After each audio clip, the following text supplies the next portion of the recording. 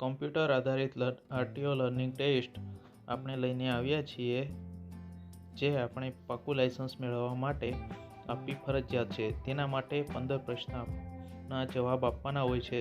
તેના માટે તમારે તૈયારી કરવાની હોય છે. તો ચાલો શરૂ કરીએ.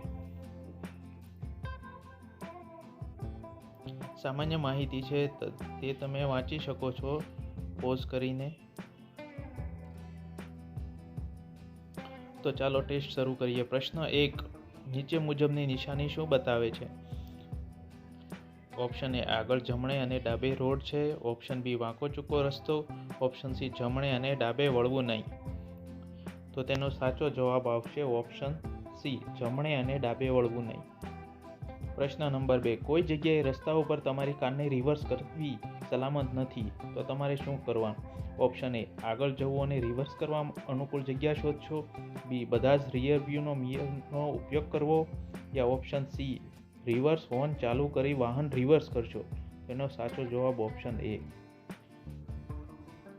પ્રશ્ન 3. ડ્રાઇવિંગ કરતી વખતે ડ્રાઈવર કઈ રીતે થાક ઉતારશે? ઓપ્શન એ દારૂ પીને. ઓપ્શન બી દર 2 કલાકે વાહન ઊભું રાખી આરામ કરીને. ઓપ્શન સી સંગીત સાંભળીને. એનો સાચો જવાબ આવશે ઓપ્શન બી, દર 2 કલાકે વાહન ઊભું રાખી આરામ કરીને. પ્રશ્ન નંબર 4. નીચે મુજબની નિશાની શું બતાવે છે? ઓપ્શન એ આગળ 4 રસ્તા છે. ઓપ્શન બી આગળ મુખ્ય રસ્તો છે. Option C first aid. તો એનો સાચો જવાબ આગળ મુખ્ય રસ્તો છે, ઓપ્શન બી. પ્રશ્ન 5. વરસાદમાં બ્રેક લગાવતી વખતે સ્ટોપિંગ ડિસ્ટન્સ ઉપર શું અસર પડે છે? ઓપ્શન એ સ્ટોપિંગ ડિસ્ટન્સ વધે છે. ઓપ્શન બી સ્ટોપિંગ ડિસ્ટન્સ ઓછું થાય છે. યા ઓપ્શન સી કોઈ અસર થતી નથી. એનો સાચો જવાબ ઓપ્શન એ, સ્ટોપિંગ ડિસ્ટન્સ વધે છે. પ્રશ્ન 6. વાહન પાર્કિંગ કરતી વખતે શું ધ્યાનમાં રાખવું? ઓપ્શન એ ગિયરમાં રાખવું. ઓપ્શન બી પાર્કિંગ બ્રેક લગાવો. ઓપ્શન સી માત્ર હેઝાર્ડ પાર્કિંગ લાઇટ ચાલુ કરો.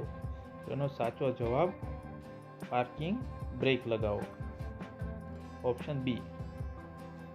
પ્રશ્ન નંબર 7. અકસ્માત વખતે મેડિકલ મદદ મેળવવા માટે કયો ફોન નંબર તમે ડાયલ કરશો? ઓપ્શન એ 108 અથવા 102. Option B 101. યા ઓપ્શન સી એક પણ નહીં. તો એનો સાચો જવાબ આવશે ઓપ્શન એ, 108 અથવા 102. પ્રશ્ન 8. વાહનના વીમાની મુદત કેટલી હોય છે? તો ઓપ્શન એ 9 માસ. ઓપ્શન બી 1 વર્ષ. ઓપ્શન સી 2 વર્ષ. તો એનો સાચો જવાબ આવશે ઓપ્શન બી, 1 વર્ષ. પ્રશ્ન નંબર 9. ટ્રાફિક જંકશન ઉપર લીલી લાઇટ પછી કઈ લાઇટ થાય છે? ઓપ્શન એ લાલ. ઓપ્શન બી ભૂરી. યા ઓપ્શન સી પીળી. એનો સાચો જવાબ ઓપ્શન સી, પીળી. પ્રશ્ન નંબર 10. કોમર્શિયલ વાહન ચલાવવા માટેનું લાયસન્સ લેવા કેટલી ઉંમર જરૂરી હોય છે? તો ઓપ્શન એ 18 વર્ષ. ઓપ્શન બી 21 વર્ષ. યા ઓપ્શન સી 20 વર્ષ. તો એની સાચો જવાબ છે 20 વર્ષ. કોમર્શિયલ વાહન ચલાવવા માટે તમારે 20 વર્ષની આયુ હોવી જોઈએ. પ્રશ્ન નંબર 11. નીચે મુજબની નિશાની શું બતાવે છે? આવી રીતે ડ્રો કરેલો બેડ હોય તો. Option A hospital. Option B આરામગૃહ. યા ઓપ્શન સી ફર્સ્ટ એડ. તો એનો સાચો જવાબ ઓપ્શન બી, આરામગૃહ. પ્રશ્ન નંબર 12. કાયદા મુજબ દ્વિચક્રી વાહન ચલાવનાર વ્યક્તિ શું કરશે? ઓપ્શન એ જાકેટ પહેરશે. ઓપ્શન બી હેલ્મેટ પહેરશે. યા ઓપ્શન સી બૂટ પહેરશે. તો ઓબ્વિયસલી એનો જવાબ આવશે ઓપ્શન બી, હેલ્મેટ પહેરશે. પ્રશ્ન નંબર 13. કાર ચલાવવા માટેનું લાયસન્સ લેવા માટે કેટલી ઉંમર જોઈએ? તો ઓપ્શન એ 16 વર્ષ. ઓપ્શન બી 18 વર્ષ. યા ઓપ્શન સી 20 વર્ષ. એનો સાચો જવાબ 18 વર્ષ. પ્રશ્ન નંબર 14. નીચે મુજબની નિશાની શું બતાવે છે?